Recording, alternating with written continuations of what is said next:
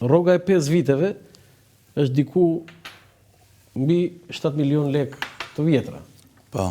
Ka që marë? Si 7 milion lek vjetra. 7 milion lek të reja. Më falë, të reja. Po, të reja. Po. Ka që ke marë? Aq. Aq ke marë? Po. Halal ti bëf, ke dalë mirë. Është djesa jote. Shiko, barazuar me stresin dhe atë goditjen profesionale, nuk është gjë fare. Nuk i konsideroj dhe nuk mund të paguhet me para ajo. Sigurisht. Nuk paguhet me para, ha? Nuk paguhet me para sepse të ndërpritet karriera në momentin që ti ke energjitë më të mëdha për të dhënë. Je ndjerë keq? Për të dhënë, shiko, të vjen i natë shumë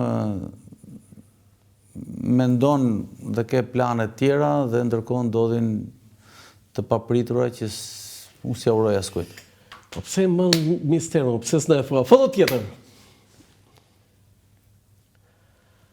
Cila ishte marrëdhënia juaj me Yuri Kim, me ambasadorën amerikane, sepse ajo mbështetje që ne unë thash nga ambasada amerikane, sigurisht që vinte radh parë nga shefja e misionit.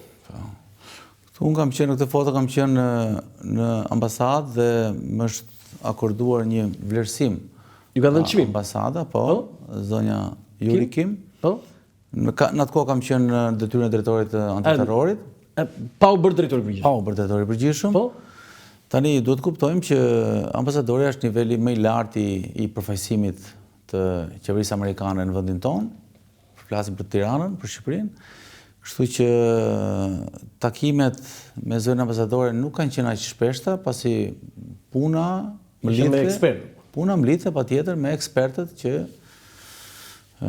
ishin të stacionuar, po themi, në ambasadën amerikane. A mund ta tregoni çfarë organizohet ju, sepse me atë që ka unë ndjeni, ju keni realizuar disa aksione të përbashkëta me përfaqësues të policisë amerikane, të FBI-s, ndoshta edhe të shërbimeve sekrete dhe të sigurisë të tjera. Mund ta thoni në një operacion, sidomos në detyrën e antiterrorit, por edhe të drejtorit përgjithshëm të policisë?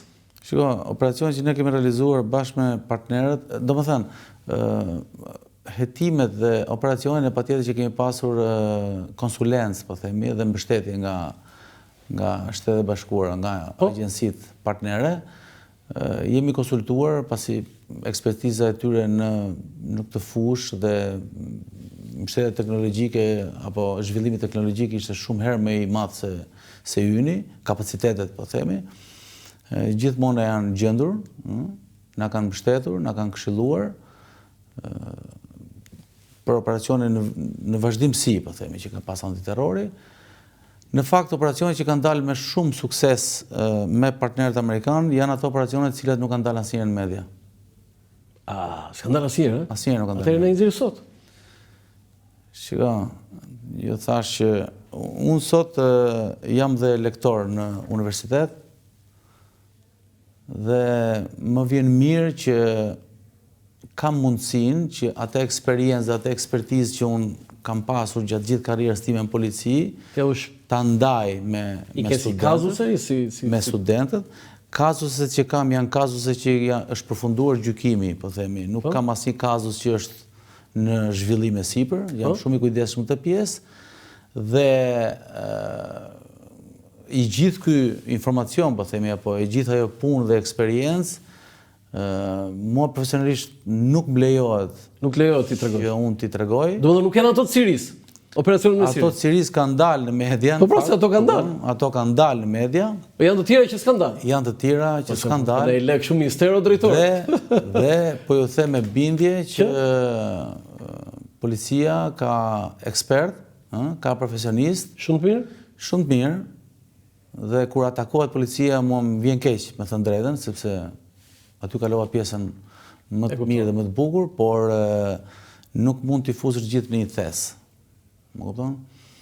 Janë zhvilluar operacione që edhe partnerët amerikanë, domethënë, na kanë vlerësuar maksimalisht lidhur me rezultatin dhe mënyrën se si është arritur tek rezultati.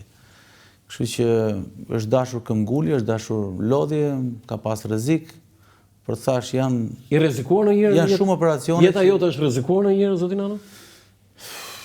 Shiko, kur e bën këtë punë për një kohë të gjatë, nuk e kupton dhe ngrihet çika ajo shkalla e referencës, ku ti referohesh ti me rrezik. Se mund të kesh Kur jeta juaj personalisht mund të kesh referencë tjetër për rrezikun dhe unë kam referencë tjetër për rrezikun. Jo, kur jeta juaj, këtu e kam fjalën, jeta juaj ka qenë rrezikuar. Kështu që rreziku është i vazhdueshëm. Rrezikut e ti jeton me rrezikun.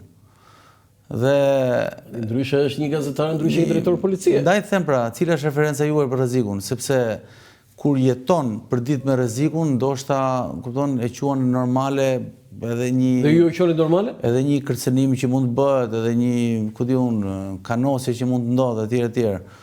Por jam mësuar gjithmonë me ka një shprehje shumë bukur të ndërkombëtarët që thonë be comfortable being uncomfortable.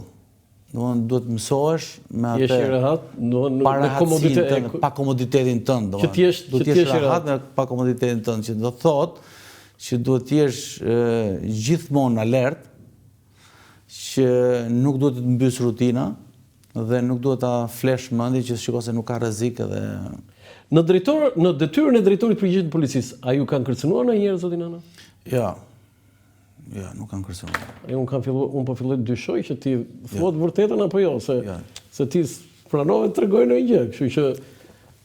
Ja, nuk kanë kërcënuar. Jeta juaj ka qenë në një rrezik si drejtori i përgjithshëm të policisë? Shikom, edhe lëvizjet e mia kanë qenë shumë të hapura dhe unë kam lëvizje edhe në këmbë kur kanë qenë drejtori i përgjithshëm policisë shtetit. S'kam parë asnjëherë në këmbë. Në rrugë? Më kanë parë pa në rrugë. Në rrugë? Kolegë tu e më kanë parë, i kanë përshëndetur, patjetër. Kam lëviz vetëm. Doja të isha vetë aty të bëj një fotografi, thoshe, ky drejtori i policisë vetëm kam lëvizje dhe nuk e kam pas problem fare. Thash edhe një herë, ta them me bindje që nuk kam pasur një kërcënim drejt për drejt. Nuk jam ndier i rrezikuar. Shikoj, njerëzit flasin sa duhesh, kupton, njerëzit flasin plot, Kështu që mua nuk më bën përshtypje dhe i konsideroj më tepër burra ata që vinë ta thonë ballë për ballë. A ke pasur nga këta burra? Jo, s'kam pas deri më sot. Foto tjetër. Ky ju ishit suksesori ti? Po. Ju ishit pasarsi? I zoti Veliu, po. Ardi Veliu ishte parasi juaj. E vlerësoj shumë dhe kam pas marrëdhënie shumë korrekte si drejtori i përgjithshëm. Kam qenë drejtori i terrorit të Varësit zotit Veliu. Që në Varësit ti po? Po. Kemi kaluar shumë mirë, shumë mbështetës, patjetër. Ka qenë dita e parë kur zoti Veliu dorëzonte detyrën dhe unë e merra detyrën. Edhe dhani këshill zoti Veliu? Ditë me emocion, zoti Veliu më tha shijoje sot se nga nesër ke punë. Kështu tha, shijoje sot tha se. Shumë tha. E bukur kjo. Foto tjetër? Tani, këtu keni një aktivitet, ishte foto publike dhe unë zgjodha me Renea. Po. Tani, unë do, pra ta djem atje që i kemi repartin më të rëndësishëm që mund të kenë institucionet e sigurisë në Shqipëri, duhet të thuash disa fjalë. Ç'a është kjo trup elite që ka Shqipëria? Se pak flasim për ata, po ata janë eroj. Dhe unë kam shumë dëshirë t'i kushtojmë disa minuta këtyre djemve që sakrifikojnë jetën e tyre, që bëjnë ato operacionet që vetëm ti e di se si i bëjnë. Puna me raportin Renea më ka lidhur edhe në detyra tjera që kam pas përpara, çdo operacion të vështirë